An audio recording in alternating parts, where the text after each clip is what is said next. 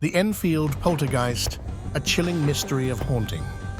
Between 1977 and 1979, a modest council house in Enfield, North London, became the epicenter of one of the most infamous and well-documented hauntings in history, the Enfield poltergeist. The Hodgson family, consisting of single mother Peggy Hodgson and her 3 children, found themselves at the heart of a paranormal storm that would divide public opinion and captivate investigators for decades to come. Was it the work of a restless spirit, or was something far more psychological at play? What began as small, inexplicable noises, knocks, thuds, and creaks soon escalated into something far more terrifying. Furniture slid across the room unaided, toys soared through the air, and disembodied voices echoed through the house. The most unsettling reports centered on 11-year-old Janet Hodgson, who appeared to be at the heart of the activity. Witnesses claimed she was levitated off her bed, sometimes in full view of onlookers. The story attracted national attention. Paranormal investigators from the Society for Psychical Research, SPR, arrived to document the bizarre events. Skeptics, journalists, and police officers also visited, each leaving with their own interpretation of what was happening in the Hodgson home. The Enfield case stands out because of the wealth of evidence captured during the investigations. Here are some of the most notable examples. The most famous recordings involve Janet speaking in a deep, guttural voice, identifying himself as Bill Wilkins, a spirit claiming to have died in the house. The voice, which Janet produced while her mouth was allegedly closed, shocked witnesses. Experts noted that it would be nearly impossible for a child to maintain such a vocal tone for extended periods without damaging their vocal cords. However, skeptics argue that ventriloquism could explain the phenomenon. Perhaps the most well-known images from the case show Janet appearing to be levitated off her bed.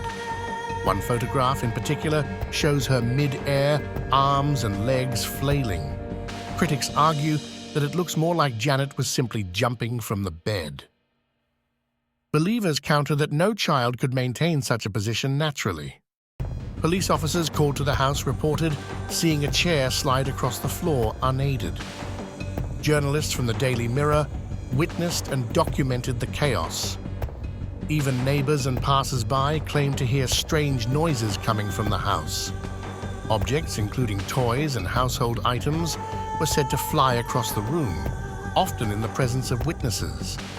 Believers argue that this was evidence of poltergeist activity, while skeptics suggest that the children, particularly Janet, may have been throwing them to sustain the illusion of a haunting.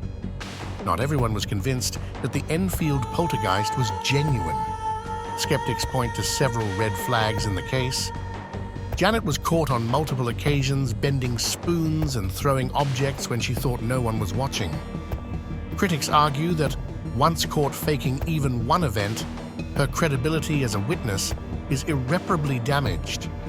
Some psychologists believe that poltergeist activity could be a result of recurrent spontaneous psychokinesis, RSPK, a theory suggesting that unconscious stress or trauma, particularly in adolescence, can manifest as physical phenomena. Given that the Hodgson family was dealing with the stresses of poverty, single parenthood, and adolescence, this theory has gained traction. Janet's descriptions of being lifted from her bed might be attributed to sleep paralysis, a state where one is awake but unable to move, often accompanied by vivid hallucinations. This could explain her accounts of being levitated. Despite the skepticism, believers argue that too many people witnessed unexplainable events for it all to be a hoax. The testimonies of police officers, journalists, and trained investigators like Gross and Playfair add credibility. They point out that Janet and her siblings were under near constant observation for extended periods, so the opportunity to fake the phenomena would have been limited. Moreover, the concept of possession or spirit attachment is not unique to Enfield. Many haunting cases from around the world report similar activity.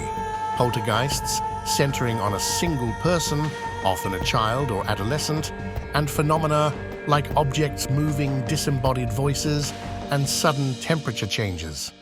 For believers, the Enfield poltergeist fits a well-established pattern. Poltergeist activity has often been linked to emotional distress, particularly in families under stress. This is where the theory of repressed trauma comes into play. In the Enfield case, Peggy Hodgson was a single mother raising 3 children in a cramped house, facing financial strain. Janet, as a preteen, was going through the emotional upheavals of adolescence. According to some psychologists, poltergeist syndrome might be a subconscious release of that stress, with physical effects manifesting due to intense emotional energy.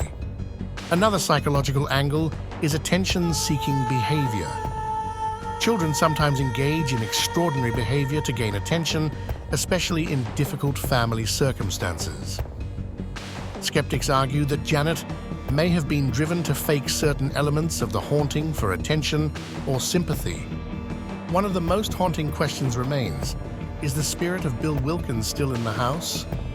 In interviews, the Hodgson family claimed that the activity eventually died down after 2 years, but the idea of residual energy lingers.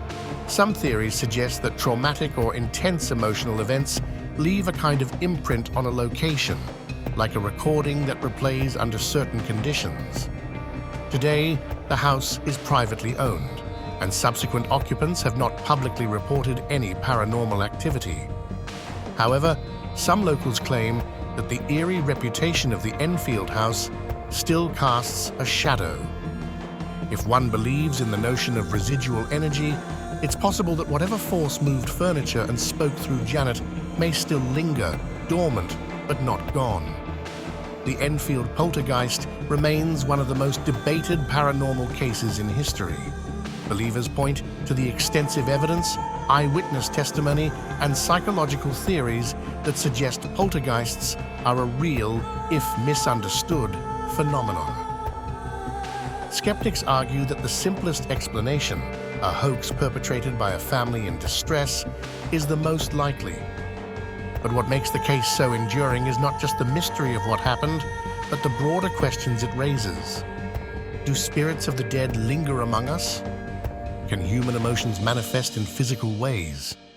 How do we separate what we believe from what we can prove?